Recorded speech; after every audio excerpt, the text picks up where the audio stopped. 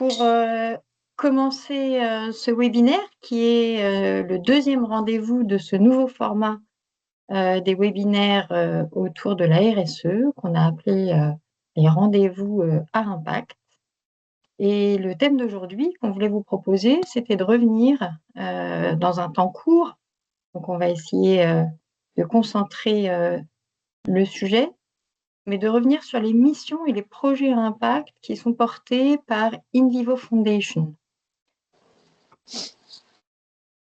Pour aborder ce sujet aujourd'hui, on va être nombreux autour de l'écran pour vous en parler. Moi-même, donc Florence Lemarchand, en charge de la RSE, avec Tiffaine, qui assure au quotidien et tout au long de l'année la coordination d'InVivo Foundation, et qui fait partie de l'équipe RSE, mais aussi 3 invités qu'on remercie du fond du cœur pour leur participation à ce moment, et des participants qui ont aussi un petit peu d'intérêt à être là, puisque vous allez être sollicités aujourd'hui pour désigner parmi les 3 associations qu'ils représentent, celle vers laquelle votre enthousiasme se porte davantage, puisqu'il y a un enjeu d'attribution d'une enveloppe financière à la clé pour chacune de ces associations. Il n'y a pas de perdant, c'est ça la bonne nouvelle, mais il y a un grand gagnant qui sera doté un peu mieux que les autres grâce à vous.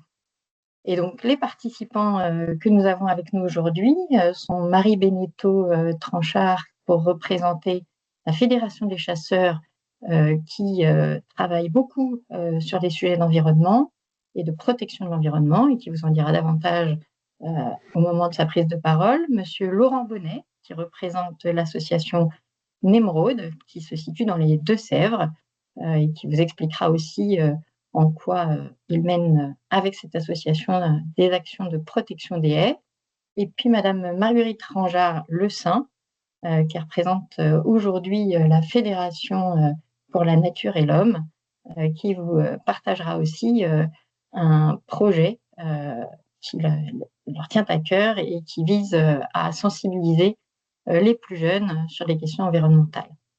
Et puis, comme à chaque fois, c'est traditionnel, nous aurons un temps de questions-réponses. Donc, dès à présent, on vous invite, puisque vous n'avez pas la possibilité de vous exprimer oralement, à participer par le chat. Moi, je ne vous vois pas, ni vos questions, puisque j'ai en charge la présentation, mais Tiffaine va prendre le relais sur ce point-là, et on sera ravis de prendre vos questions en charge un peu plus tard dans l'échange, ou selon comme Tiffaine le jugera pertinent, au fur et à mesure de notre présentation. Donc, sans plus attendre, peut-être une remise en contexte de ce que c'est qu'InVivo Foundation. Donc, InVivo Foundation, c'est un fonds d'investissement qui a été mis en place à l'initiative de Thierry Blandinière il y a déjà quelques temps, et qui s'est donné une vocation qui est d'accompagner des actions d'intérêt général au sein des filières agricoles et alimentaires. Donc, on est une entreprise de taille très significative et ça nous semblait tout à fait dans notre rôle, compte tenu qui plus est de notre statut de société à mission, de nous donner un organe, un dispositif qui assure notre participation à des engagements sociétaux pour le groupe. Voilà. Alors justement, je vous ai indiqué que InVivo Foundation existait depuis quelques années, mais précisément, depuis quand? C'est maintenant que la technique est miraculeuse et vous envoie une petite question avec des possibilités de répondre différentes. Et vous êtes invité à chercher quelle peut être cette année de création et de lancement d'InVivo Foundation.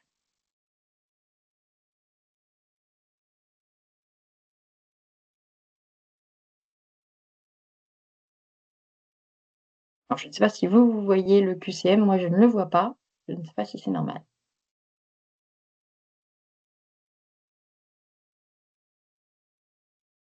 Ouais, les réponses commencent à se dessiner et plutôt dans le bon sens. Bon, bah, très bien. Euh, Même si là, Je ça vous laisse commence à se rééquilibrer. quelques secondes et quand Tiffaine, tu me donnes le go pour la réponse, on partagera la réponse tous ensemble. Allez, on a déjà un bon taux de participation, je pense qu'on Alors allons-y, peut enchaîner. pardon. Donc la réponse, c'est 2016. Donc ça fait 10 ans qu'Invivo Foundation existe. On pourrait lui souhaiter un bon anniversaire. Et donc, ça a été l'occasion, en 10 ans, d'agir pour un certain nombre de missions. Mais avant d'évoquer combien de missions, on peut se pencher un instant sur les grands axes qui sont portés par Invivo Foundation. Donc, Invivo Foundation agit dans l'intention d'aider les agriculteurs à mieux vivre de leur métier, donc vraiment avec une dimension investie autour de cette cause-là, et des agriculteurs qui peuvent être partout dans le monde et pas seulement en France ou en Europe. On respecte notre dimension internationale à ce titre.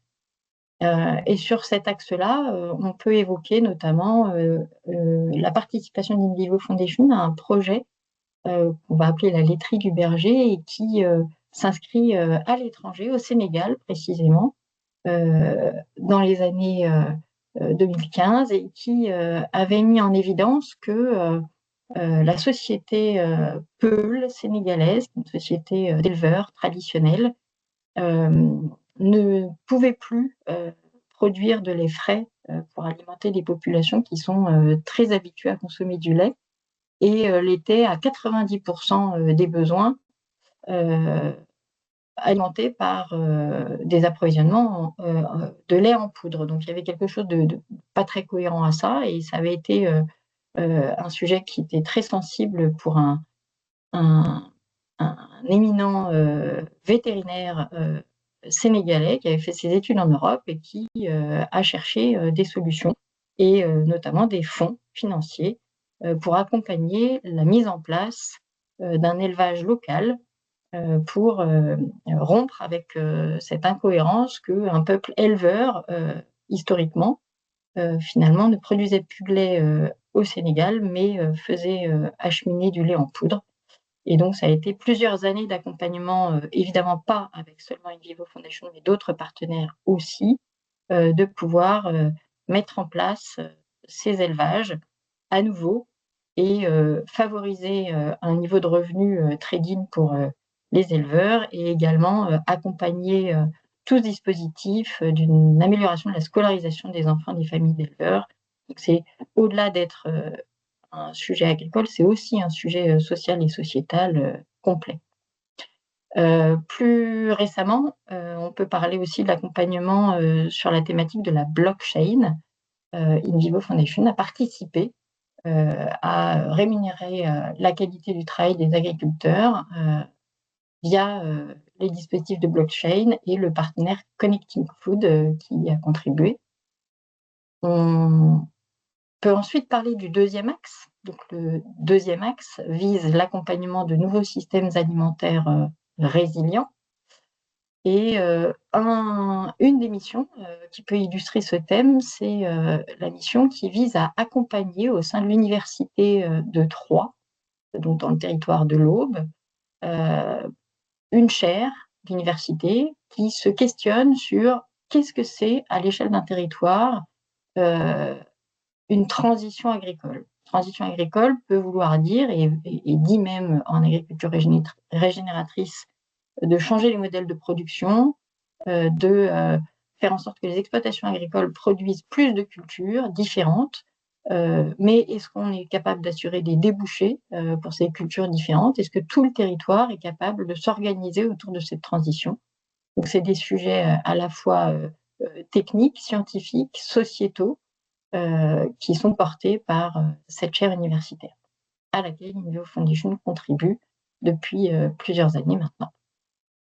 On peut aussi évoquer historiquement, parce qu'on a transformé notre collaboration au sein de Pour une agriculture du vivant, mais du temps où Invivo n'avait pas encore fait l'acquisition de Soufflet, c'est Invivo Foundation qui représentait Invivo au sein de cette association, au cœur de laquelle nous avons fait grandir le sujet de l'agriculture régénératrice, avec sa participation aussi, pour transformer nos relations par des relations désormais plus ancrées, avec une participation assidue de Souffle Agriculture et d'Epicense pour l'évolution de son dispositif d'accompagnement de l'agriculture régénérative. Le troisième axe vise à régénérer les écosystèmes naturels de façon peu large, et on peut vous citer deux exemples qui durent encore. Un exemple d'accompagnement de la Fondation Ronald McDonald qui vise à améliorer les jardins qui sont au pied des maisons familiales qui permettent d'accueillir les parents d'enfants hospitalisés longue durée et de faire que cette cellule familiale qui se retrouve puisse participer à des activités de jardinage, de mise en place de potagers, de végétaux d'intérêt grâce à la participation de Teract. Donc c'est là encore et une dimension agricole, si on est tous d'accord pour dire que le potager d'agrément peut aussi être une façon de faire de la micro-agriculture, mais bien sûr d'aider ces familles, ces enfants à quitter la maladie un instant et à profiter d'un environnement plus plaisant. Et puis enfin, un autre projet pour illustrer, évidemment on n'est pas exhaustif du tout, un accompagnement qui s'inscrit dans la durée, là encore, avec France Nature Environnement, qui se mobilise très fortement, comme peut-être vous le savez pour la plupart d'entre vous, autour de la sauvegarde du hérisson. Ils en ont fait leur emblème. Et donc, nous accompagnons avec Teract une forte mobilisation par les magasins Gamme Vert Jardiland sur ce sujet, la protection des espèces sensibles en voie de disparition, et notamment le hérisson, en mettant en place des actions au sein des magasins. Et donc, peut-être une deuxième question à vous proposer. Combien de projets In Vivo Foundation a pu soutenir depuis donc 2016 qu'elle existe, en 10 ans?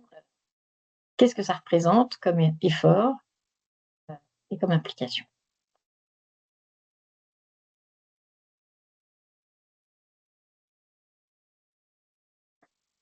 Alors, Tiffany, n'hésite pas à me guider sur les compteurs, que je laisse écouler juste le temps qu'il faut. Il y a encore quelques secondes.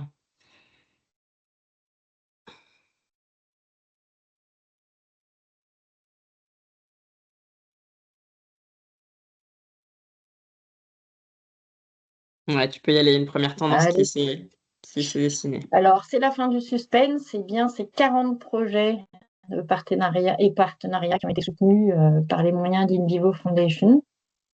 Donc, vous comprenez qu'il sera difficile de les évoquer tous, mais peut-être qu'on pourrait publier un petit document récapitulatif. Vous aviez eu, à l'occasion d'une convention, il y a, je ne sais plus si c'était 2 ou 3 ans, Tiffaine, déjà, un petit catalogue des actions qui avaient été portées par In Vivo Foundation 2 ans, jusqu'à ouais. cette époque-là. Voilà, et vous voyez qu'on poursuit ces démarches. Donc, des démarches de mécénat qui visent à apporter un soutien financier à des projets d'intérêt général, mais aussi et presque autant que le mécénat, des partenariats multi-acteurs, parce que quand on est mécène, on est rarement mécène tout seul. Donc la notion de partenariat multi-acteurs intéresse aussi les sujets de mécénat, mais quand on parle de multi-acteurs, c'est qu'on collabore avec les métiers du groupe et avec un certain nombre d'acteurs externes avec lesquels on a des engagements filières, souvent également, avec des structures institutionnelles et associatives qui vont dans le sens aussi des projets filières.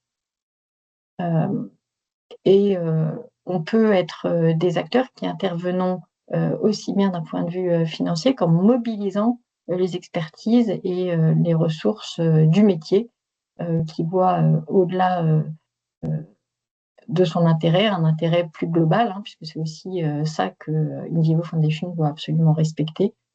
C'est un intérêt universel et pas exclusivement dans le sens de l'intérêt du métier. Et puis des expérimentations de terrain. Là, on est plutôt du côté de la recherche agronomique pour tester de façon concrète un certain nombre de solutions et apprendre de ces expérimentations pour le futur. Les thématiques qui sont celles couvertes par InVivo Foundation tournent sans vous surprendre, autour de l'agriculture durable, autour des sujets d'alimentation responsable, beaucoup aussi sur des enjeux de biodiversité à protéger et à régénérer, et plus largement sur des sujets globaux de transition environnementale, de transition autour du secteur agricole. Avec beaucoup de partenaires que je vous laisse découvrir en images. Ils sont évidemment pas tous là. Pour faire vivre InVivo Foundation, il faut de la gouvernance, et cette gouvernance est assurée par un conseil d'administration. Il est assuré par un président, Monsieur Philippe Mangin, qui intervient en tant que personnalité qualifiée et hautement qualifiée, puisqu'il a été longtemps président de l'Union InVivo. On va trouver aussi les représentants de l'Union InVivo, avec Monsieur Jérôme Callot, le président actuel du conseil d'administration, et Monsieur Thierry Mondinière, notre direction générale. On a besoin de représentants des salariés du groupe InVivo. Je fais partie de ce duo avec Fanny Sibeud, qui est directrice communication marketing pour Teract. Et enfin, un délégué général qui est Olivier Clity, par ailleurs en charge de la RSE. Donc une gouvernance très impliquée. Laurent, je me permets de faire la timekeeper. Oui, Il te reste tu 5 fais bien. minutes, max. Alors 5 minutes, c'est pile ce qu'il va falloir. On va avancer très vite. On a 3 axes de travail, on l'a déjà dit. On soutient cette année 9 projets, dont 3 chaires de recherche, et on a un certain nombre de métiers impliqués. À vous de jouer.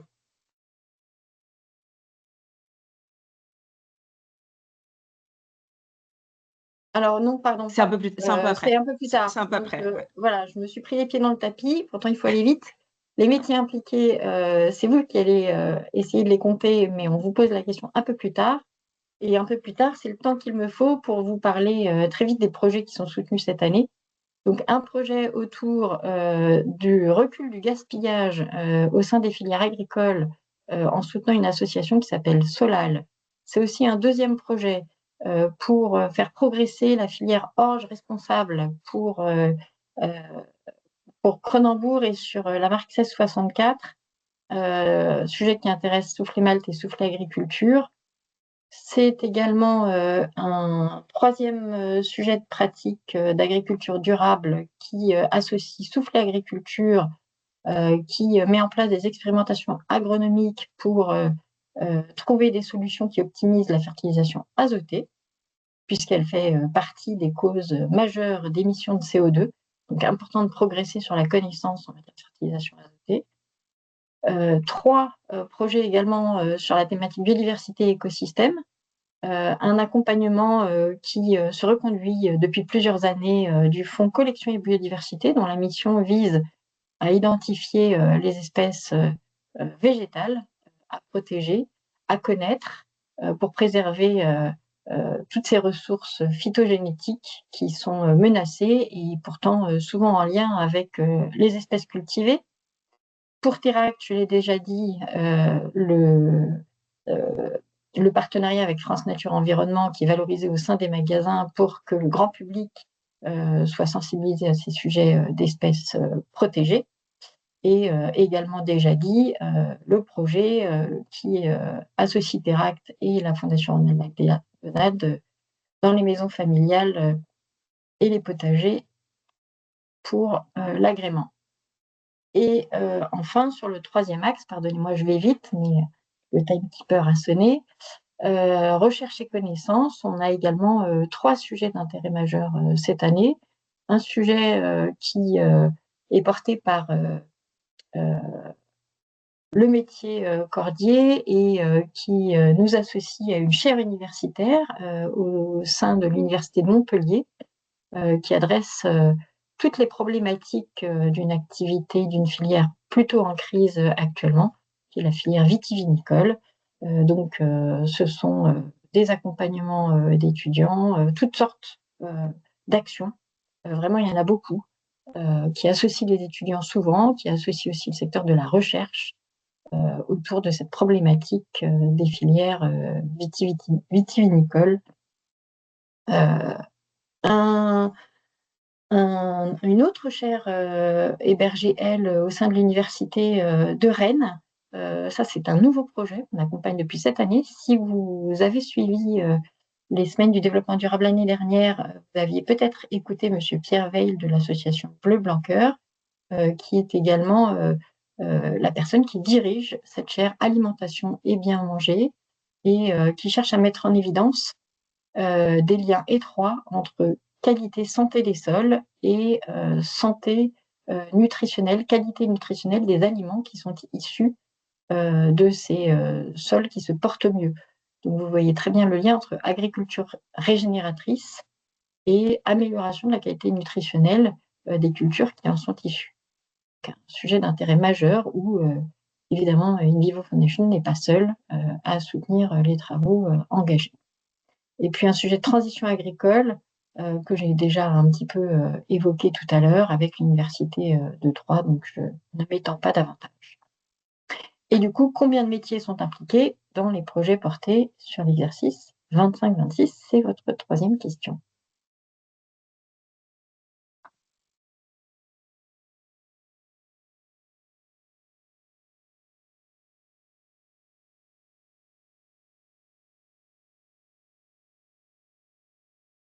Peut-être qu'on va aller un petit peu vite. Tiffaine, est-ce que le curseur a avancé? Il a avancé. Tu vas pouvoir, Bon, allez. Alors, effectivement, écoutez, enchaîner. comme vous savez tous compter au moins jusqu'à 4, c'était pas très dur. Donc, 4 métiers sont impliqués cette année dans nos différents projets soutenus par In Vivo Foundation. Et je vais maintenant passer la parole à Tiffaine pour la suite. Oui, merci Laurence et bonjour à tous. Donc on arrive maintenant à un moment important parce que cette fois, c'est vous qui allez avoir la main. On va vous présenter 3 projets qui ont été présélectionnés par notre jury. 3 projets très concrets, tous engagés pour la biodiversité et les territoires. Le premier qui porte sur la restauration de mares dans les Deux-Sèvres pour préserver des écosystèmes essentiels pour la biodiversité, en partenariat avec la Fédération des chasseurs. Le deuxième qui concerne la plantation de haies agricoles aux côtés des agriculteurs, avec l'association Nemrod Plantons en 79. Et enfin, le troisième projet, qui lui est un projet pour reconnecter les jeunes à la nature en formant les professionnels de la jeunesse avec la Fondation pour la nature et l'homme. Donc à la fin du webinaire, ce sera à vous de jouer. Une enveloppe, vous pourrez voter pour votre projet préféré et une enveloppe de 15 000 € sera répartie entre les 3 projets en fonction de vos votes. Donc le gagnant remportera 7 000 € et les autres associations 4 000 € chacune. Concrètement, ça va être très simple. Vous allez recevoir un mail dès cet après-midi et il vous suffira de cliquer et de faire votre choix en quelques secondes. Donc voilà, écoutez bien, faites-vous votre avis et surtout faites entendre votre voix en cliquant sur le lien et je laisse la place à Marie Beneteau Tranchant pour la restauration des mares dans les Deux-Sèvres. Merci Tiffany. Donc bonjour à tous, Marie Beneteau, je suis responsable du service environnement à la Fédération de chasse des Deux-Sèvres. Et donc ce matin, je vais vous présenter un projet sur lequel nous travaillons, donc la restauration de mares, d'un réseau de mares plus précisément sur la commune de Saint-Gelais. Je reviens juste assez rapidement sur qu'est-ce qu'une mare et pourquoi on s'intéresse à cet écosystème-là. Donc une mare, c'est une petite étendue d'eau stagnante de faible profondeur en général et qui peut être d'origine naturelle ou artificielle. Et c'est surtout un, un milieu avec une grande richesse écologique où se côtoient de nombreuses espèces, aussi bien amphibiens, odonates, avifaune et aussi bien de la flore qui parfois peut être spécifique justement à ces milieux-là. Et c'est un milieu donc, qui est très intéressant et indispensable pour certaines espèces qui réalisent tout leur cycle biologique dans ces milieux-là. Donc c'est un milieu pour lequel la Fédération de chasse tient tout particulièrement à travailler et à accompagner donc aussi bien des propriétaires privés que des communes pour préserver ces milieux-là. Diapo suivante. Voilà, merci. Donc les mares, tout simplement aussi, elles ont un intérêt, c'est une zone, font partie des zones humides et donc elles rendent des services écosystémiques qui nous sont indispensables. Donc brièvement, voilà, il y a des services plutôt hydrauliques avec un stockage de l'eau et une restitution, une épuration également de l'eau, une alimentation des nappes phréatiques. Donc, en cas de crue, d'inondation, voilà, ça peut être, elles limitent également le ruissellement. Donc, elles ont vraiment un rôle très important. Et l'autre aspect, c'est un aspect donc socio-économique. Elles ont des fois des histoires particulières. Elles ont pu servir également de support d'abreuvement pour le bétail, voilà, et un support également d'activités comme la chasse, la pêche. Elles sont, donc, comme je le disais lors de la première DAPO, des réservoirs de biodiversité, une grande richesse de biodiversité. Et elles peuvent être également le support de pédagogique pour notamment le grand public, puisque lorsqu'on va auprès d'une mare, il est assez facile de voir pas mal d'espèces et la diversité qu'elle présente.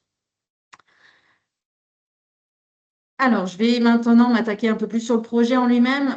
Donc, c'est un projet donc, sur une commune de Saint-Gelais, une commune qui est plutôt impliquée dans les Deux-Sèvres environnementalement, qui a à cœur de préserver la biodiversité.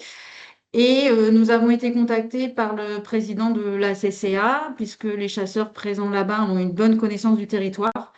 Et ils avaient un souci pour ce réseau de mares, avec quelques mares qui avaient tendance à disparaître par comblement ou donc volontaire ou pas. Et donc, on a été alerté sur ces mares-là. Et donc, j'ai accompagné le président de la CCA sur une vingtaine de mares qu'il m'a présentées.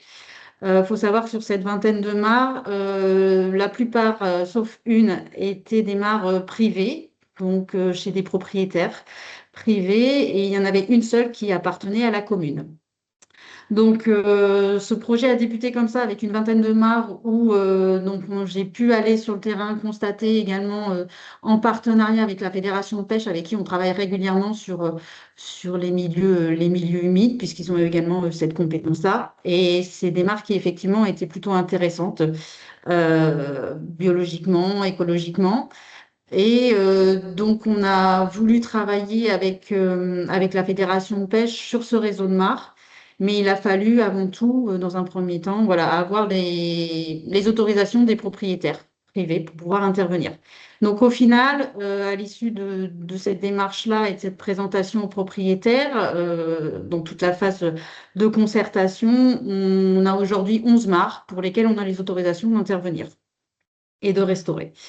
Donc, les étapes clés maintenant du projet, ça va être, maintenant qu'on a les autorisations qu'on peut intervenir, ça va être de faire d'abord un état des lieux de chacune des mares, c'est-à-dire avoir un état des lieux, donc des inventaires faunistiques et floristiques réalisés par un chargé de mission naturaliste au sein de la fédération et accompagné d'un chargé de mission de la fédération de pêche pour la caractérisation de la mare. Caractérisation de la mare, j'entends envasement, marnage, l'alimentation en eau, la profondeur, etc.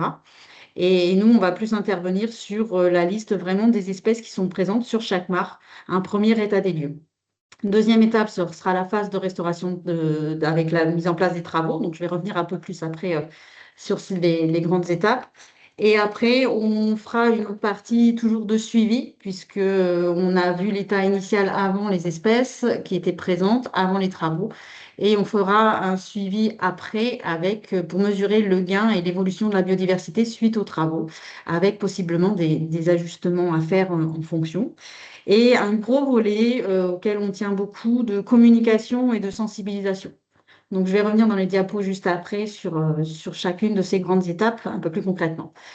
Juste, je reviens sur les objectifs donc, de ce projet. Donc, on a un réseau de mares d'environ une dizaine de mares. L'objectif vraiment de ces travaux et de notre intervention, c'est de regagner en biodiversité et en fonctionnalité.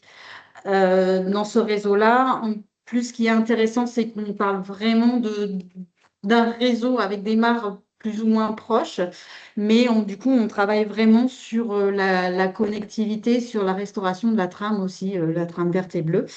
Donc, c'est les grands objectifs, cette connectivité, la fonctionnalité également hydrologique, puisqu'on sait qu'une mare peut avoir des niveaux d'eau variés en fonction des saisons, etc. Donc, il faut vraiment que ces mares soient pérennes et fonctionnent dans le temps.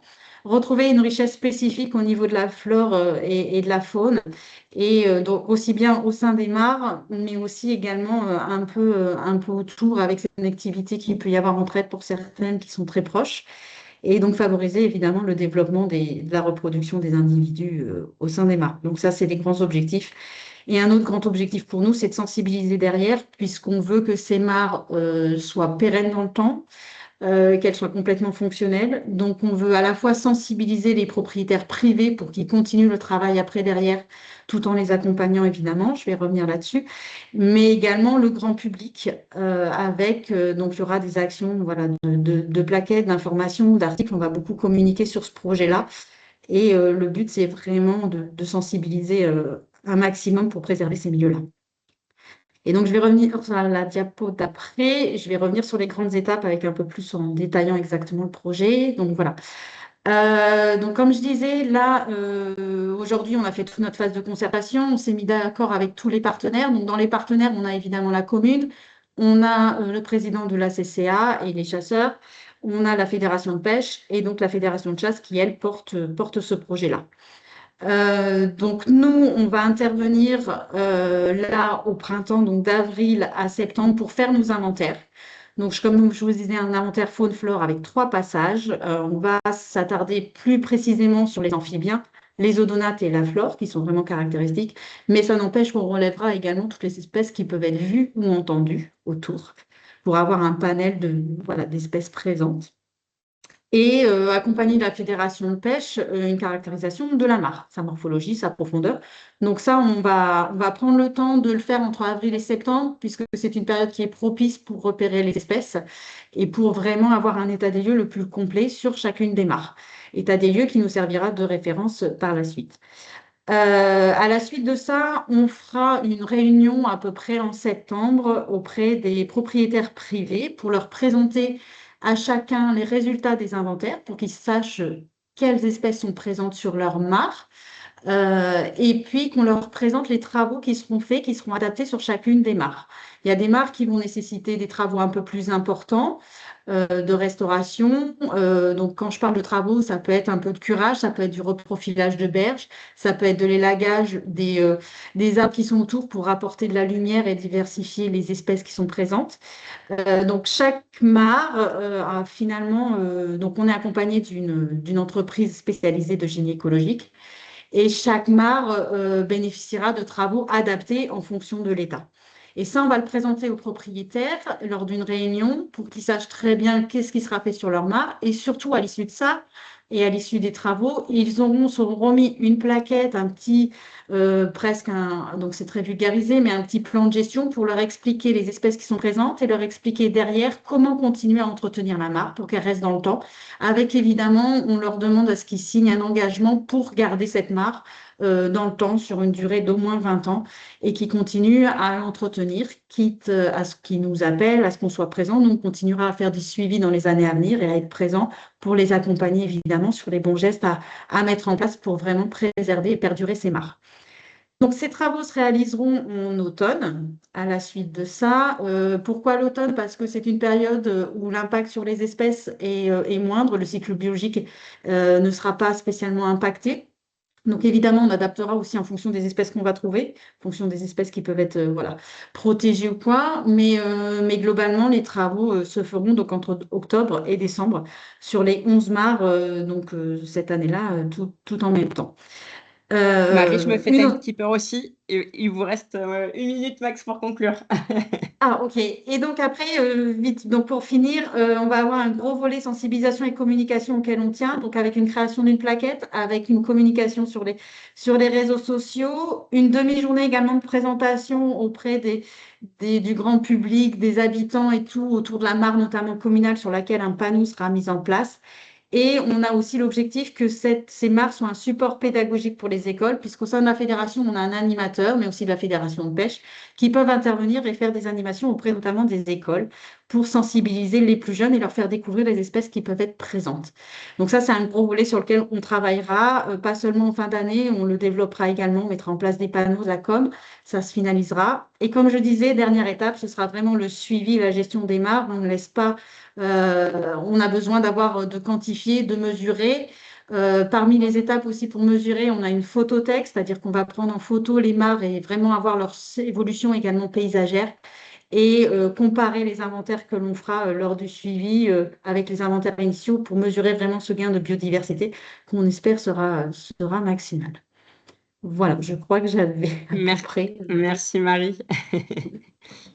Un très beau projet en tout cas. voilà, qui aura sûrement retenu l'attention des gens qui nous écoutent et presque sans transition du coup, pour laisser un temps comparable à chacun. À Laurent. Monsieur Bonnet. Oui, bonjour. Donc, Laurent Bonnet, moi je représente aujourd'hui l'association d'Émeraude Planton en 79, 79 comme le département des Deux-Sèvres. Donc, nous sommes une association qui travaillons pour la préservation et l'amélioration du bocage dans le département des Deux-Sèvres. Le département des Deux-Sèvres, c'est un tiers, deux tiers de zones bocagères et malheureusement des zones et un paysage qui aujourd'hui a été pas mal dégradé. Et l'association s'est créée il y a 3 ans pour améliorer les zones bocagères en fournissant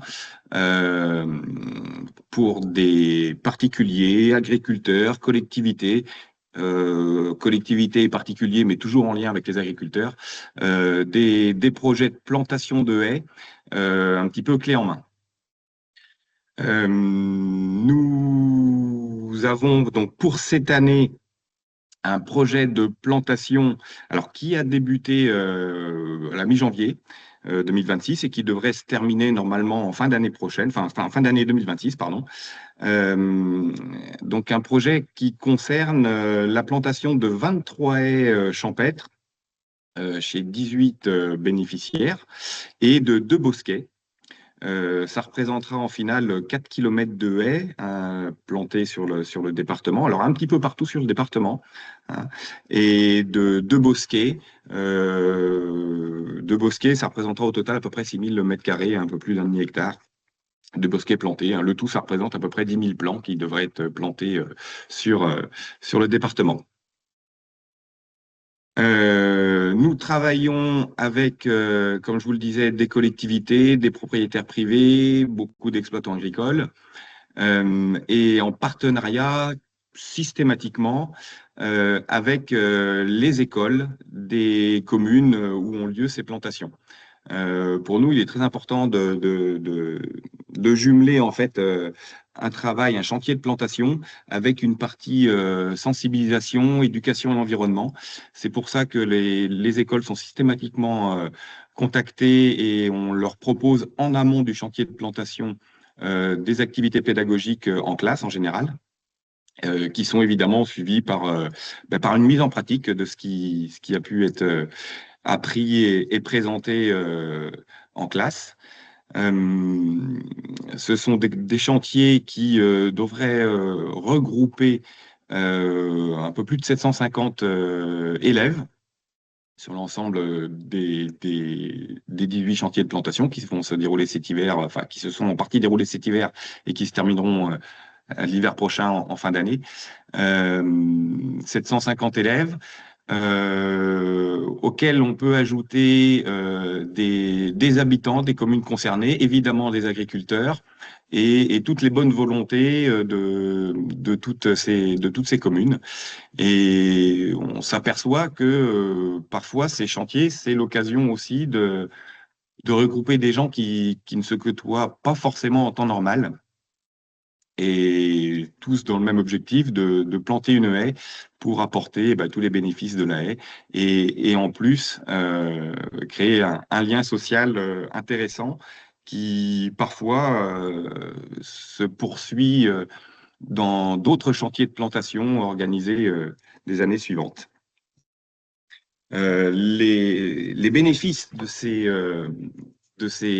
chantiers de plantation, évidemment, l'installation d'une haie, c'est un bénéfice écosystémique très important puisque la haie participe à la protection de la ressource en eau en filtrant l'eau avant l'infiltration en terre, en luttant contre l'érosion, bien sûr, en protégeant, en améliorant la biodiversité. Hein, les haies sont des réservoirs de biodiversité bien connus de toute espèce animale, de l'insecte, pollinisateur ou pas, mais aussi pour tout ce qui est batracien, reptiles, évidemment avifaune et mammifères.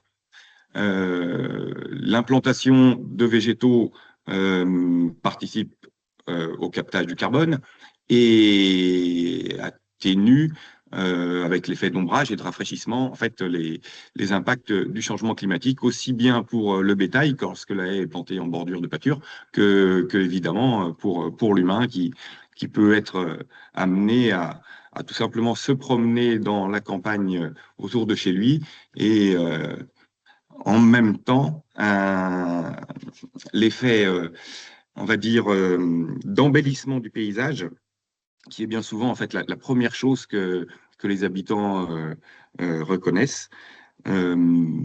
Et puis, comme je vous l'ai dit à l'instant, ces chantiers, ces plantations servent de support pédagogique et de communication dans le cadre de chantiers participatifs mêlant différents publics scolaires, mais aussi tout simplement habitants du territoire. Donc, des chantiers intergénérationnels très intéressants. Une haie, c'est aussi à terme, et selon le souhait du propriétaire, une éventuelle production de bois, donc un impact aussi économique, et puis bien sûr un intérêt pour l'agriculteur en protégeant la culture des effets du vent, par exemple, mais aussi en favorisant des insectes pollinisateurs qui vont lutter contre des insectes ravageurs dans ces cultures. Merci Je Laurent. vous remercie de votre attention et de votre soutien, bien évidemment. Et on passe la main à Marguerite, du coup, Voilà. sans transition. Ouais, bonjour à tous. Donc, je travaille pour la Fondation pour la Nature et l'Homme. Vous avez entendu parler de mares et de haies. Et moi, je vais vous parler du besoin de reconnecter les enfants à la nature. Juste une petite introduction sur nous, la Fondation pour la Nature et l'Homme. C'est pour ça qu'on va vous parler d'enfants. C'est parce qu'on envisage en fait la nature et l'environnement et la biodiversité toujours sous le prisme de l'humain. C'est important. Donc, on est sur des problématiques d'agriculture au travers de l'alimentation, comme vous le voyez à l'écran, sur également des sujets de mobilité et également sur des sujets de reconnexion à la nature pour mieux vivre avec elle. La slide suivante, c'est important que je vous parle de ça. Donc, on fait du plaidoyer comme pas mal d'associations. On prouve, et vous allez voir que le projet que je vous présente va faire l'objet d'un partenariat avec le CNRS pour montrer que ce programme de formation pour les enseignants et les animateurs du périscolaire pour faire l'école du dehors, on souhaite avoir de la preuve scientifique des bénéfices pour les enfants. Et puis, on mobilise, et ce que je vais vous proposer tout à l'heure, c'est donc la première formation, en fait, gratuite, en ligne, pour les enseignants et les animateurs du périscolaire. Pourquoi je dis que c'est la première ? Parce qu'effectivement, vous avez peut-être entendu parler ou pas de ce sujet de l'école du dehors. Il y a pas mal de milieux dans lesquels on en parle, en particulier même au niveau de la politique. Il y a eu un projet de loi transpartisan qui a été porté sur le sujet. Mais on est en train de voir que de sortir les enfants dans la nature, dans le cadre de l'éducation nationale, a des bénéfices qui sont très nombreux. Bien sûr, il y a des bénéfices qui sont liés aux résultats scolaires, qu'on pourrait appeler de santé cognitive, dont on voit que les performances dans plusieurs académies sont prouvées sur les enfants, c'est-à-dire que quand on les sort dehors et qu'on les sort des murs de leur classe, les résultats scolaires sont meilleurs. On voit qu'il y a également des bénéfices sur leur santé physique et psychique par rapport à la réduction du stress, par rapport aux interactions beaucoup moins violentes qu'ils ont ensemble. Et c'est également, on est en train de le voir, mais nous, on voudrait porter ça à une échelle nationale, également un facteur de sensibilisation pour les enfants pour en faire des futurs agisseurs et protecteurs de la nature. Si je dis tout ça, et si je parle des enfants, c'est parce qu'on appelle ça l'amnésie environnementale. Et l'amnésie environnementale, ça a été prouvé par des sociologues à travers le monde. C'est qu'on sait que c'est à l'âge de l'enfance que se fait la connexion à la nature et que peut se développer cette sensibilisation et le fait que la nature est importante et qu'on voudra la protéger plus tard.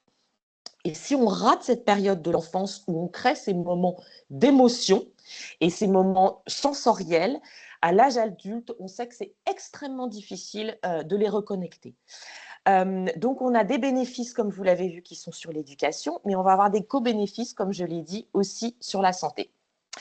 Alors, en quoi consiste donc notre programme de formation? La petite slide peut-être suivante. Je vous le dis, aujourd'hui, il existe, je ne vais pas vous le cacher, des petites formations un peu éparpillées, un peu partout dans les régions, mais soit elles sont payantes, et malheureusement, aujourd'hui, les profs n'ont pas les moyens sur leur denier personnel, compte tenu de la hausse du niveau de vie et de leur salaire, forcément de pouvoir se payer ces formations à titre personnel. Ou sinon, il en existe qui sont gratuites, mais elles ne durent que 2 heures. Et en 2 heures, nous, on a estimé à la Fondation, après avoir fait tout un travail avec des spécialistes de l'enseignement des enfants à l'école du dehors, qu'en 2 heures, on ne rend pas autonome, en fait, un professeur pour sortir ses enfants plusieurs fois par an et les sensibiliser à la biodiversité. Donc, c'est pour ça qu'on crée cette première formation. On reliera, bien sûr, et nous, notre principe à la Fondation, c'est de travailler toujours en écosystème avec les autres associations, mais on souhaite être la tête de pont au niveau national pour pouvoir vraiment avoir ce programme et d'être donc avec une formation qui va durer à peu près entre 9 et 12 heures. C'est 6 séquences hebdomadaires. C'est une plateforme en ligne qui sera sur inscription. Et le grand avantage et bénéfice de cette formation, c'est qu'il a un aspect théorique, mais il va avoir aussi un accompagnement personnalisé de l'enseignant ou de l'animateur du périscolaire. Et ça, c'est important parce qu'on voulait une solution opérationnelle. Donc, on veut que, en ayant une partie généraliste théorique, mais aussi un accompagnement personnalisé, on puisse vraiment accompagner au plus près les besoins de cet enseignant. Il y en a qui sont dans des milieux urbains, il y en a qui sont dans des milieux agricoles, il y en a qui sont très reculés, il y en a qui vont avoir des enfants privilégiés qui sortent déjà et qui connaissent bien la nature parce qu'ils y vont pendant leurs vacances. Et puis, il y en a qui travaillent avec des gamins qui n'ont jamais vu ni le bord de la mer, ni fait une visite en forêt, ni été en montagne. Donc, on va faire des mises en situation concrètes. On fera également des auto-évaluations sous le principe de quiz ou de sondage. Et donc, ça va être extrêmement pratique. Et le but, c'est vraiment de développer des activités en lien avec la biodiversité locale. Et quelquefois, ça pourra être d'ailleurs avec des agriculteurs aussi, si l'enseignant le souhaite. Et c'est grâce à notre formation qu'on aura pu lui montrer et lui dire, vous habitez dans cet endroit, vous avez ces problématiques, vous pouvez peut-être un jour emmener votre classe. Donc, ce sont des enfants de 6 à 10 ans. L'objectif cette année, c'est lancé en septembre, c'est qu'on a une cohorte d'une 50aine de professionnels qu'on a déjà commencé à recruter, donc de l'enseignement, pour toucher 1500 enfants, donc ils vont en septembre jusqu'en décembre faire les premières sorties. Et puis petit à petit, c'est un projet qui s'accompagne sur vraiment le long terme. Chaque année, c'est très ambitieux, comme vous pouvez imaginer, parce que quand on touche à l'éducation nationale, d'abord en termes de cibles, c'est un grand nombre d'enseignants, et puis également parce que l'outil lui-même est assez est même très coûteux à développer. À terme, sur 3 ans, ce qu'on ambitionne, c'est 240 000 jeunes qui soient touchés. Ce que vous voyez à l'écran là, c'est donc le dispositif qui est vraiment déjà très clairement détaillé, qu'on travaille avec les spécialistes de l'éducation et qui ont une double compétence également sur tout ce qui est environnemental. Donc, vous le voyez, ça commence par des questions plutôt des séquences généralistes, apprendre avec la nature pourquoi, ou comment est-ce qu'on fait quand on est un professeur concrètement pour lancer le sujet. Et puis après, on rentre vraiment dans le dur après le webinaire de mi-parcours avec les 3 autres séances qui sont les supports qu'ils vont devoir développer d'apprentissage. On va très clairement les aider à développer ces supports par rapport à leurs problématiques, la sensibilisation à la biodiversité locale et enfin, comment est-ce qu'on aide ces enfants à devenir des futurs acteurs et à leur donner les moyens d'agir en fonction de la biodiversité locale.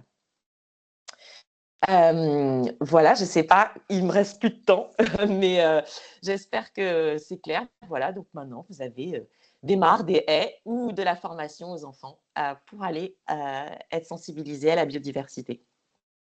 Alors, ce ne sera pas ou, ce sera et, dans tous les cas. C'est ça qu'il faut souligner. Ce sera et. Maintenant, effectivement, avec une petite différence pour l'un d'entre vous 3 et l'association qu'il représente. Est-ce que nous avons des questions ou des remarques? Pour le moment, pas de questions, mais n'hésitez pas à en poser dans le chat si effectivement on arrive un petit peu au bout du temps qui nous était imparti. Donc, je ne sais pas si on pourra répondre à toutes aujourd'hui, mais sinon, on vous répondra par retour de mail ou par chat. En tout cas, vous avez été très nombreux à être présents auprès de nous. C'est vraiment très enthousiasmant. On sera ravis de poursuivre ces démarches qui nous amènent à vous parler de RSE une fois par mois. Je pense que la fréquence est intéressante à conserver. Si vous avez des souhaits, des attentes de mise en lumière de certains sujets pour des raisons qui vous sont propres, n'hésitez surtout pas à diriger vos demandes vers Tiffaine ou moi. On sera, et l'équipe com qui est aussi un très bon relais, je les remercie devant vous tous aujourd'hui parce que sans eux, tous ces webinaires ne seraient pas possibles. Donc, un grand merci pour le temps qu'ils passent avec nous pour les monter. Merci aussi aux intervenants extérieurs parce que ça enrichit l'échange. C'est évidemment bien mieux porté par ceux qui sont sur le terrain, sur les sujets, que par leurs représentants un peu éloignés.